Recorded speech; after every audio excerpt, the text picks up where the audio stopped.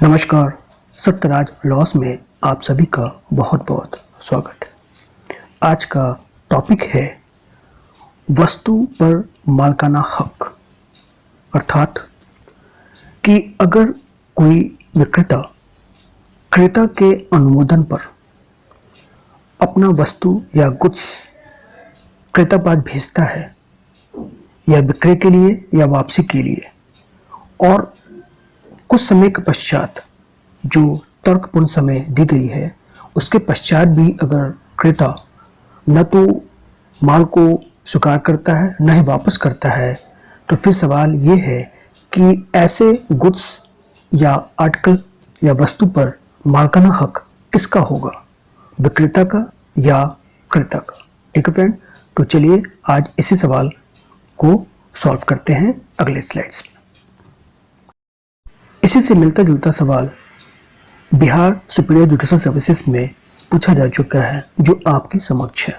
वो ये है कि पटना म्युनिसिपल कॉरपोरेशन ने एक टेंडर निकाला जिससे कि उन्हें एक फॉगिंग मशीन प्राप्त हो सके, जिससे मच्छरों के लड़ने के लिए वो इस्तेमाल हो सके। ठीक है, इस टेंडर में ए नामक एक ट्रेडर ने उस टेंडर को भरा और मशीन का एक फिक्स प्राइस मशीन बताते हुए पटना म्युनिसिपल कॉरपोरेशन को दे दिया। ठीक, पटना म्युनिसिपल कॉरपोरेशन ने मशीन को देखा और उसके बाद प्राइस में नेगोशिएशन करने के बाद उन्होंने प्रॉमिस किया कि 3 महीने के अंदर जो है, जैसी डिलीवरी हो जाएगी 3 महीने के अंदर उस मशीन फॉगिंग मशीन का पेमेंट पूरा कर देंगे। ठीक, उसके बाद क्या हुआ कि जब मशीन प्राप्त हो गई तो पटना म्युनिसिपल कॉरपोरेशन ने अगले 6 महीने तक उसे इस्तेमाल किया, लेकिन 6 महीने के दौरान न तो उन्होंने पेमेंट किया और न ही उस मशीन को वापस किया। ठीक, और ए जब काफ़ी ग्रसित हो गया तो उसने मुकदमा किया, और जब उन्होंने दावा किया कि मुझे मेरा पैसा वापस दिया जाए, तो म्युनिसिपल कॉरपोरेशन ने उस कॉन्ट्रैक्ट को रद्द कर दिया। ठीक है, अब रद्द करने का आधार ये बताया कि जिस उम्मीद से मच्छरों से लड़ने के लिए जिस मशीन की आवश्यकता मुझे थी वो इस मशीन में नहीं है, और इसलिए उन्होंने कॉन्ट्रैक्ट रद्द कर दी। अब हमें डिसाइड करना है कि किसका क्या राइट है, क्या अधिकार है। ठीक है फ्रेंड, इस प्रश्न को सॉल्व करने के लिए हमें section 24 of the sales of goods act 1930 को देखना पड़ेगा, जो कि वर्डिंग ये है कि अनुमानार्थ अथवा विक्रय या वापसी के लिए भेजा गया माल, यानी गुड्स सेंट ऑन अप्रूवल और ऑन सेल और रिटर्न।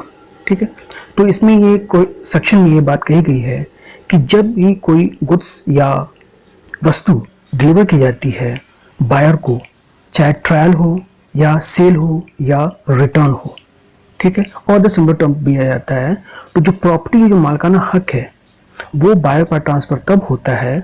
इसमें 3 कंडीशन दी हुई है। पहला, जब बायर यानी क्रेता सिग्निफाई कर दे कि हाँ वो उसे एक्सेप्ट कर रहा है उस वस्तु को। दूसरा, या कोई ऐसा एक्ट करे जिससे ट्रांजैक्शन कंफर्म हो रहा हो। या तीसरा, या तो सिग्निफाई एक्सेप्टेंस नहीं करता है तो फिर वो क्या करे कि जो गुड्स लिया हुआ है वो उसे वापस कर दे बाय रिजेक्शन लेने के बाद। ठीक, वो अगर किसी वजह से न तो एक्सेप्ट करता है न रिजेक्ट करता है और एक रीजनेबल टाइम, तर्कपूर्ण समय के अवधि तक वो रखा रहता है अपने पास ही, तो ये माना जाएगा, जब वो तर्कपूर्ण समय यानी रीजनेबल टाइम जब निकल जाएगा तो ये माना जाएगा कि जो मालिकाना हक है वो बायर के पास चला गया है, क्रेता पास चला गया है। ठीक है, और विक्रेता उस वस्तु का मूल्य लेने के लिए दायी होगा, यानी क्रेता को उस वस्तु का पेमेंट करना पड़ेगा। अब दिए गए सवाल के उत्तर पे आते हैं। तो पटना म्युनिसिपल कॉरपोरेशन ने सबसे पहले तो उन्होंने नेगोशिएशन किया और जो फिक्स प्राइस इन्हें रख रखा था अपने फॉगिंग मशीन का, उसको उन्होंने कम कराया और ये प्रॉमिस किया कि 3 महीने के अंदर जैसे डिलीवरी हो जाएगी 3 महीने के तो पेमेंट कर देंगे। ठीक, मशीन डिलीवर कर दी गई। पटना म्युनिसिपल कॉरपोरेशन ने उस मशीन को 6 महीने तक इस्तेमाल किया और उस दौरान न तो उन्हें पेमेंट किया और न ही मशीन को रिजेक्ट किया। ठीक है, तो ये माना जाएगा कि जैसे 3 महीने समय निकल जाता है, ठीक है, ये पटना म्युनिसिपल कॉरपोरेशन उस फॉगिंग मशीन का मालिकाना हक प्राप्त कर लिया, ठीक है। और ए की प्रति उनकी जिम्मेदारी बनती है कि उस फॉगिंग मशीन को जो भी नेगोशिएशन जो प्राइस है वो उसे पेमेंट कर दे, ठीक। और क्योंकि सेक्शन 24 का सब क्लॉज 3 ये साफ साफ कह रहा है कि जो रीजनेबल टाइम जो दिए हुए प्रश्न में है वो 3 महीने का है। 3 महीने तक या तो आपको एक्सेप्ट करना था या रिजेक्ट करना था, ठीक है। कोई नोटिस देना चाहिए था, आपने नोटिस नहीं दिया, बल्कि 6 महीने तक आप इस्तेमाल करते रहे, तो ये माना जाएगा कि वस्तु आप अपने पास रखे हैं और यू आर इंटरेस्टेड, और सिंस आपने विदिन 3 मंथ्स एक्सपायर हो गया है, कोई इन्फॉर्मेशन नहीं दिया गया है, तो इसका मतलब है कि जो फॉगिंग मशीन का जो मालिकाना हक है वो पटना म्युनिसिपल कॉरपोरेशन पास ट्रांसफर हो गया है, हस्तांतरित हो गया है।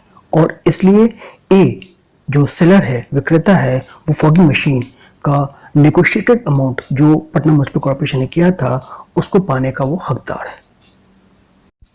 इसी बात को निर्मला भाई वर्सेस स्टेट 1952 नागपुर के केस में कोर्ट ने हेल्ड किया है कि अगर क्रेता विद इन रीजनेबल टाइम, जो कि तर्कपूर्ण समय के दौरान, अगर जो वस्तु या गुड्स उनके पास भेजा गया था उसे वापस नहीं करते हैं, तो ये माना जाएगा कि उसमें जो प्रॉपर्टी है यानी मालिकाना हक उस वस्तु का वो बायर के पास, क्रेता के पास हस्तांतरित हो चुका है और विक्रेता उस वस्तु का माल जो मूल्य है वो प्राप्त करने का हकदार हो गया है, ठीक है। And he can sue for price for goods to the buyer, ठीक।